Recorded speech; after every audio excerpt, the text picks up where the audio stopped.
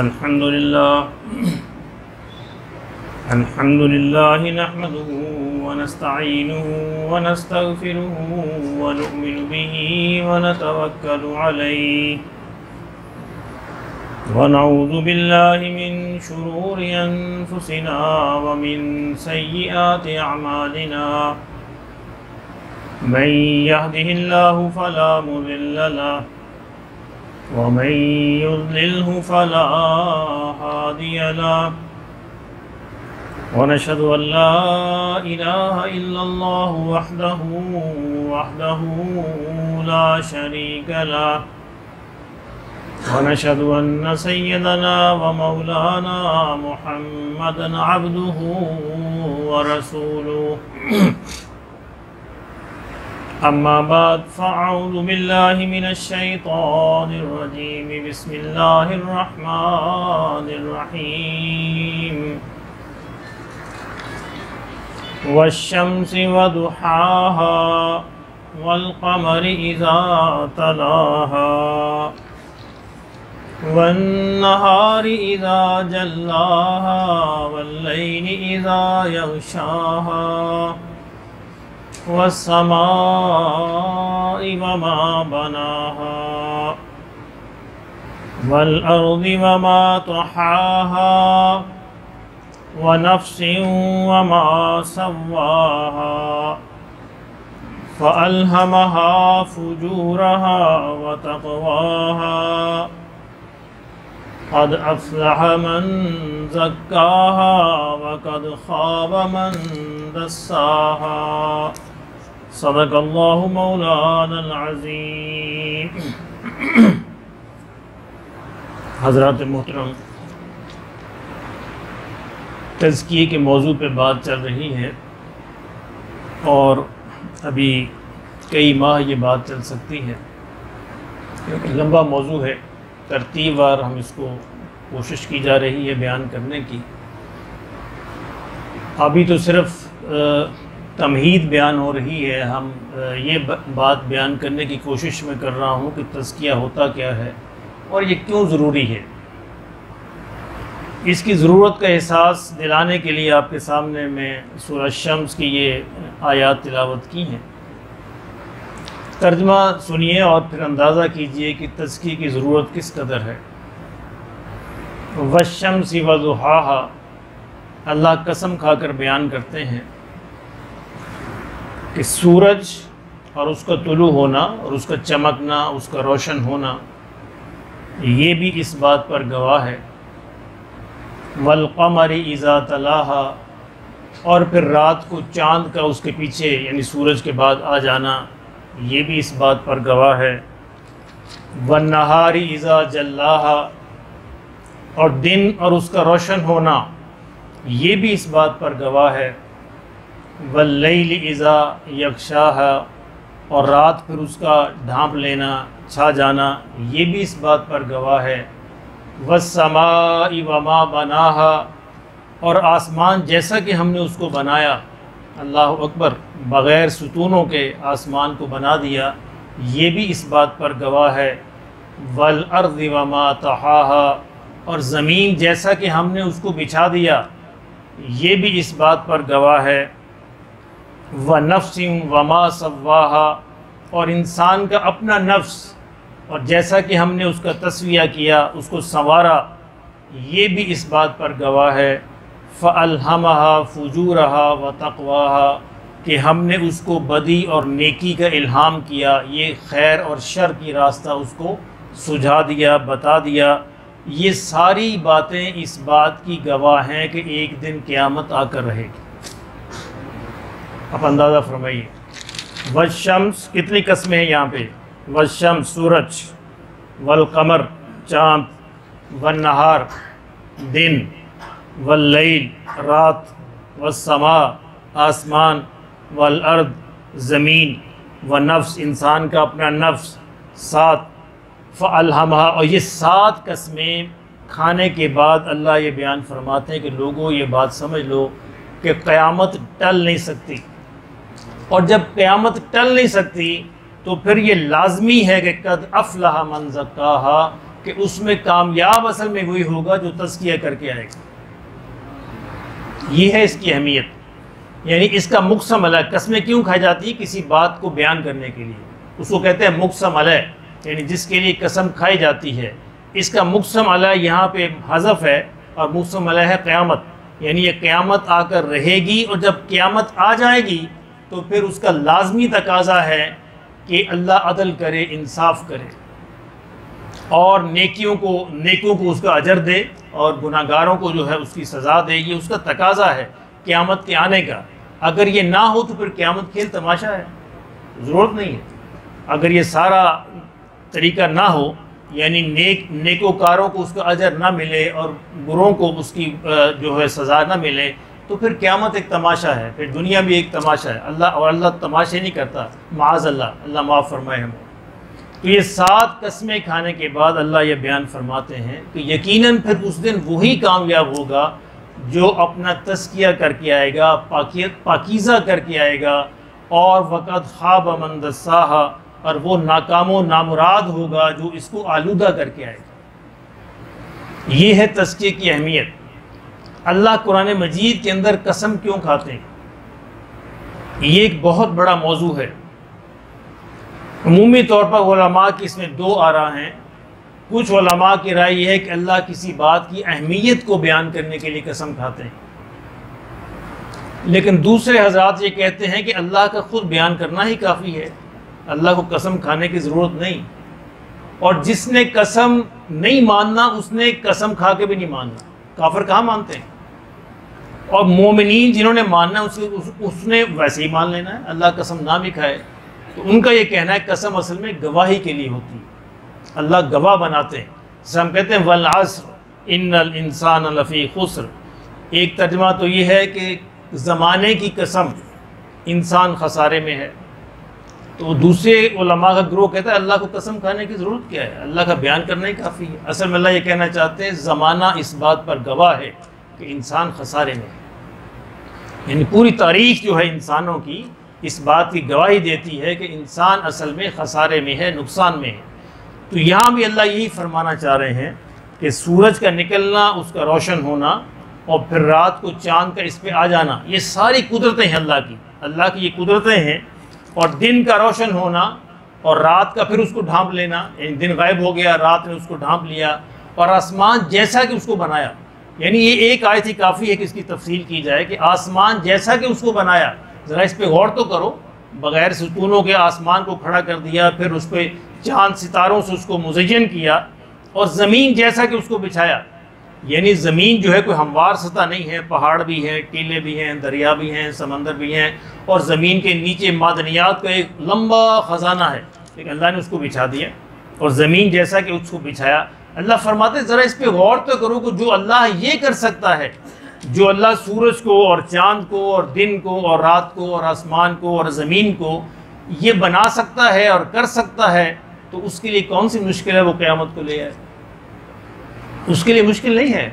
ایک پل بھر میں، آن بھر میں سارا کا سارا نظام جو ہے تلپٹ ہو جائے گا، اور قیامت آئے گی۔ اور جب قیامت آئے گی تو پھر اس کا لازمی تقاضا یہ ہے کہ اللہ جو ہے نیکوں کو اس کا اجر دے اور بروں کو اس کا بدلہ دے۔ تو یہ اس کا لازمی تقاضا ہے۔ پچھلی دفعہ غالباً ایک بات میں نے بیان کی تھی جس سے کسی بھائی کو غلط فہمی ہوئی، یہ لازمی نہیں ہے کہ اللہ ہر برے آدمی کو جہنم میں پھینک دے، معاف بھی کر سکتا ہے۔ کیوں جی؟ مالک ہے نا، معاف بھی کر سکتا ہے۔ قانون یہی ہے، فَأَمَّا مَنْ ثَقُلَتْ مَوَازِينُهُ فَهُوَ فِي عِيشَةٍ رَاضِيَةٍ۔ قانون یہ ہے کہ جس کا میزان، جس کا سکیل جو ہے وہ نیکیوں سے بھاری ہوگا، وزنی ہوگا، تو وہ عیش و آرام کی زندگی میں ہوگا۔ وَأَمَّا مَنْ خَفَّتْ مَوَازِينُهُ فَأُمُّهُ هَاوِيَةٌ۔ اور جس کا میزان، جس کا ترازو جو ہے وہ ہلکا ہو گیا، نیکیاں اس کی کم پڑ گئیں، تو کیا ہوگا؟ فَأُمُّهُ هَاوِيَةٌ، تو ہاویہ جہنم اس کا ٹھکانہ ہوگا۔ یہ تو ہے قانون، لیکن اللہ جو ہے کسی کا پابند تھوڑا ہے، مالک الملک ہے، معاف کرنے پہ بھی قادر ہے، جس سے سزا دینے پہ قادر ہے اسی طرح معاف کرنے پہ بھی قادر ہے۔ قانون یہی ہے کہ عدل کریں تے تھر تھر کمبڑ، اچیاں شانہ والے ہو، اور فضل کریں تے بخشے جاون میں ورگے منہ کالے۔ ہم اس سے فضل کی ہی امید کرتے ہیں، رحمت کی امید ہی کرتے ہیں، رحمت کی آس ہی ہے، لیکن قانون یہی ہے کہ اللہ قیامت کے دن جو نیک وکار ہے ان کو اجر دے گا اور بروں کو ان کی برائی کا بدلہ دے گا، معاف فرما دے اور اللہ کو کسی کوئی عذاب پسند آ جائے تو کوئی اسے روکنے والا نہیں۔ یہ تو ہے تزکیہ، یعنی اتنی قسمیں کھانے کے بعد، اتنی چیزوں کی گواہی بیان کرنے کے بعد اللہ یہ فرماتے ہیں کہ لوگوں اس بات کا یقین کر لو کہ جو تزکیہ کر کے آئے گا، پاکیزہ اپنے آپ کو بنا کے آئے گا، اس کے لیے تو ٹھکانہ جو ہے جنت ہے، اور جو اس کا تزکیہ نہیں کرے گا اس کا ٹھکانہ جہنم۔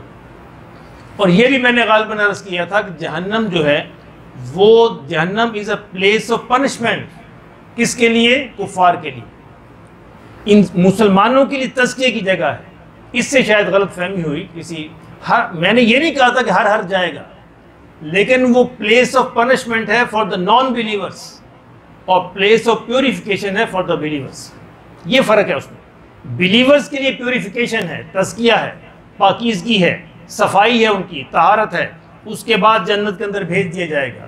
لیکن جو نان بلیورز ہیں ان کے لیے پنشمنٹ ہے، وہ رہیں گے پھر اس کے اندر ہمیشہ۔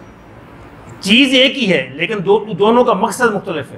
مسلمانوں کا تزکیہ ہے، پاکیزگی ہے، جو جائیں گے اللہ معاف فرما دے، معافی ہی مانگنی چاہیے، یعنی اللہ سے معافی ہی مانگنی چاہیے، اللہ جہنم کی ہوا بھی نہ لگائے، معافی ہی مانگے، اللہ اس کے بغیر جو ہے جنت کے اندر بھیج دے۔ وہ کہتے ہیں نا بغیر حساب کتاب کے یا اللہ جنت میں داخل فرما۔ آقا دو عالم صلی اللہ علیہ وسلم یہ دعا فرمایا کرتے تھے۔ اما عائشہ صدیقہ رضی اللہ تعالیٰ عنہ نے پوچھا یا رسول اللہ صلی اللہ علیہ وسلم یہ بغیر حساب کتاب کیا ہے؟ حضور یہ بھی فرمایا کرتے تھے اللہم حاسبنی حسابا یسیرا، کہ یا اللہ میرا آسان حساب کرنا۔ پھر اماں نے پوچھا کہ یا رسول اللہ صلی اللہ علیہ وسلم یہ آسان حساب کیا ہوتا ہے؟ فرمایا کہ عائشہ اللہ اپنے حضور کھڑا کرے اور ایک کہے جا بندے کیا یاد کرے گا۔ اللہ مجھے اور آپ کو بھی اس میں شامل فرما۔ میں یہ نہیں کہتا کہ سارے جائیں گے، میں ایک قانون بیان کر رہا ہوں۔ اللہم حاسبنی حسابا یسیرا، کہ یا اللہ ہمارا آسان حساب کرنا، اور آسان حساب یہ ہے کہ مولا اپنے حضور کھڑا کرے، کہا جا یہ کیا یاد کرے، اور بغیر حساب کے جنت میں بھیج دے۔ اس کے لیے کوئی مشکل نہیں ہے، لیکن قانون یہی ہے جو اس نے قرآن مجید کے اندر بیان کیا کہ تزکیہ کر کے آنے والے تو جنت میں جائیں گے، جو تزکیہ کر کے نہیں آئیں گے وہ جہنم میں جائیں گے۔ اور کوئی مسلمان اس کے اندر چلا گیا تو وہ تزکیہ کے لیے جائے گا، نہ کہ سزا کے لیے جائے گا۔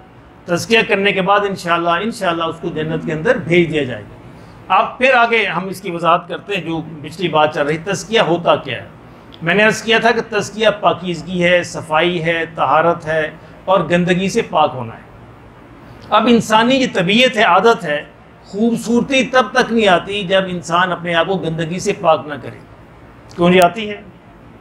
خوبصورتی نہیں آتی۔ ایک خوبصورتی یہ انسان نے بڑے اچھے خوبصورت کپڑے پہن لیے، خوبصورت ہو جائے گا؟ نہیں، جب تک اپنے آپ کو پاک صاف نہیں کرے گا، نہائے گا نہیں، بال نہیں صاف کرے گا، ناخن نہیں کاٹے گا، خوشبو نہیں لگائے گا۔ اور اگر انسان نے بڑے اعلیٰ زیور پہن لیا، بڑے اعلیٰ کپڑے پہن لیے، خوبصورتی تو پہن لی، یعنی خوبصورتی سے اس نے مزین کر لیا، گندگی صاف نہیں کی، بال بکھرے ہوئے ہیں، ناخن بڑے ہوئے ہیں اور جسم پر میل کی تہیں جمی ہوئی ہیں، بدبو آ رہی ہے، کوئی اسے خوبصورت کہے گا؟ تو دونوں چیزیں ضروری ہیں، حسن کے لیے، خوبصورتی کے لیے دونوں چیزیں ضروری ہیں کہ اپنی مزین بھی کیا جائے، آرائش بھی کی جائے اور اپنے آپ کو گندگی سے پاک بھی کیا جائے۔ گھر بنایا آپ نے بڑا خوبصورت اور گھر کے اندر بڑے اعلیٰ ڈیکوریشن پیس لگا دی، لیکن ایک شخص گھر میں داخل ہوا، دیکھا جالے لگے ہوئے ہیں، دیواریں جالوں سے بھری ہوئی ہیں، مٹی ہر طرف مٹی پڑی ہوئی ہے، گرد اڑی ہوئی ہے اور صفائی کوئی نہیں، کچھ بھی نہیں ہے، تو کیا اسے خوبصورت کہے گا؟ اعلیٰ سے اعلیٰ ڈیکوریشن پیس بھی لگا ہو، وہ کہے گھر کتنا گندا ہے۔ تو دونوں چیزیں ضروری ہیں، وہ آرائش بھی کرے، اس کی تزئین و آرائش بھی کرے، مزین بھی کرے، لیکن اس کو پاکیزہ بھی رکھے، گندگی سے پاک بھی کرے۔ تو بعین ہی ہمارا نفس ہے، اس کے لیے بھی ہم نے دونوں کام کرنے ہیں۔ ایک کام اس کو آرائش دینا ہے، اس کو مزین کرنا ہے، خوبصورت بنانا ہے، کس سے؟ نمازوں سے، روزے سے، حج سے، زکوٰۃ سے، خوبصورت اخلاق سے، یہ تو اس کو خوبصورت بنائیں گے۔ لیکن اگر ہم گندگی سے پاک نہیں کیا تو وہ پھر گندا ہی لگے گا، خوبصورت نہیں لگے گا۔ نماز پڑھنے کے باوجود گندا لگے گا، حج کرنے کے باوجود گندا لگے گا، زکوٰۃ اور روزہ رکھنے کے باوجود گندا لگے گا، اور ہمارے ساتھ یہی المیہ ہو رہا ہے۔ کیوں جی ہو رہا ہے نا، مسلمان نماز بھی پڑھ رہا ہے، جھوٹ بھی بول رہا ہے، کیونکہ جھوٹ کی گندگی اس نے صاف نہیں کی۔ مسلمان نماز بھی پڑھ رہا ہے، دھوکہ بھی دے رہا ہے، کیونکہ دھوکہ کی گندگی اس نے صاف نہیں کی۔ مسلمان نماز بھی پڑھ رہا ہے، ملاوٹ بھی کر رہا ہے، کیونکہ ملاوٹ کی گندگی صاف نہیں کی۔ میں نے بہت سارے یعنی دودھ بیچنے والوں کو دیکھا کہ دودھ کے اندر ماشاءاللہ بڑی اہتمام سے ملاوٹ ہو رہی ہے، اور جو ہی نماز کا وقت ہوتا ہے دکان بند کر کے نماز پڑھتا ہے نا کنٹراڈکشن، کیسا تضاد ہے۔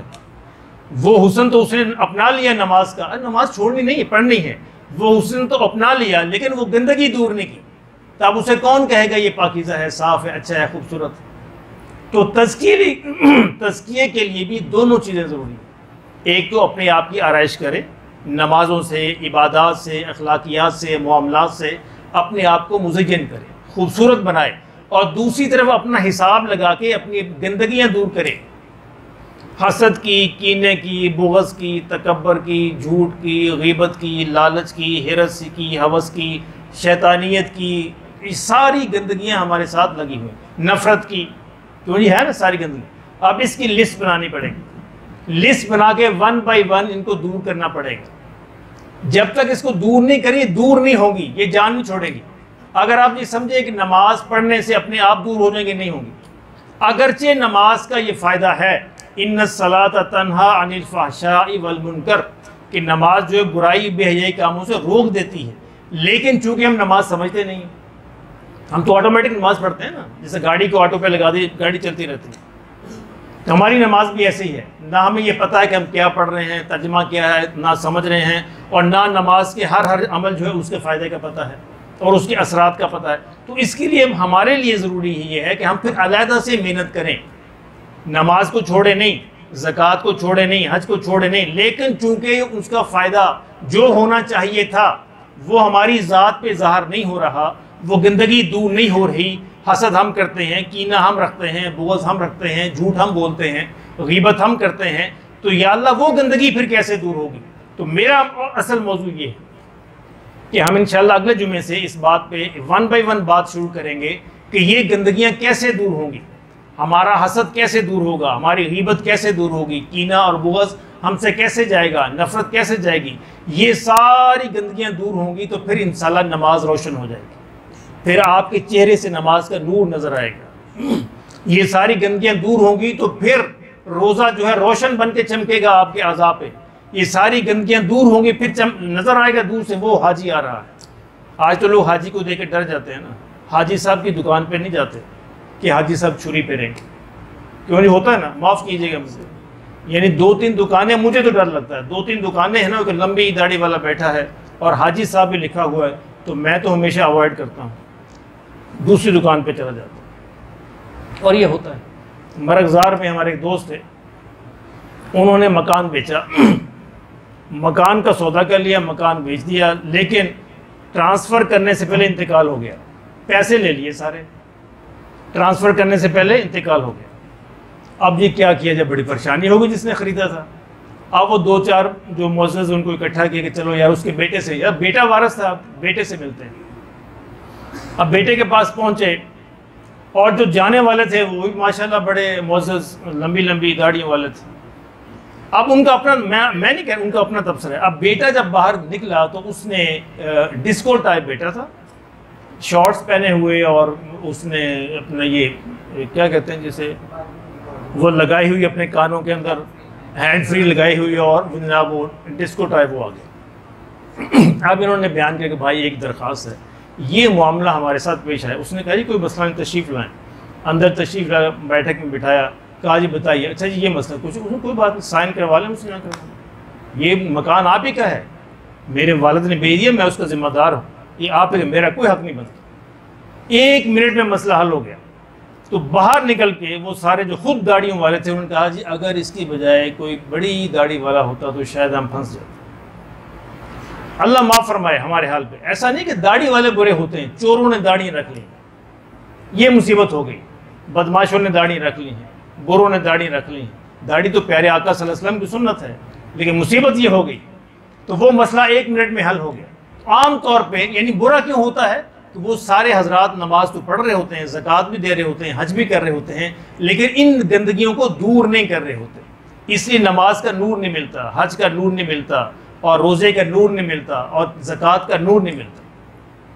تو ہمارے لیے میرے محترم دوستو ضروری ہے کہ ہم پاکیزگی بھی کریں، مزین بھی کریں، آرائش بھی کریں، لیکن ایک ایک کر کے اس گندگی کو دور بھی کریں، تب انشاءاللہ ہم خوبصورت کہلانے کے حقدار ہوں گے، مستحق ہوں گے، ورنہ ہم سب یہی کہیں گے وہ کیا آ گیا، گندہ آ گیا۔ یعنی بہترین کپڑوں کے باوجود اگر بدبو آ رہی ہے اور بال اٹے ہوئے ہیں اور گرد پڑی ہوئی ہے تو سارے یہی کہیں گے گندہ آ گیا۔ تو اس لیے ہمیں گندے بننے سے پہلے ایسا نہ ہو قیامت کے دن اللہ کہہ دے گندہ آ گیا۔ کیوں جی؟ قیامت کے دن فرشتے یہ نہ کہہ دیں گندہ آ گیا۔ اللہ اکبر، قیامت کے دن وہ کہہ دیں فرشتے استقبال کو موجود ہوں، اور جنت میں ہم جائیں تو یہ سلام کی آوازیں آئیں، سلام قول من رب الرحیم، فرشتوں کی طرف سے اور پھر خود اللہ کی طرف سے۔ اللہ ہمیں نصیب فرما دے۔ انشاءاللہ اسی موضوع میں بات جاری رہے گی۔ سنت ادا فرمائے۔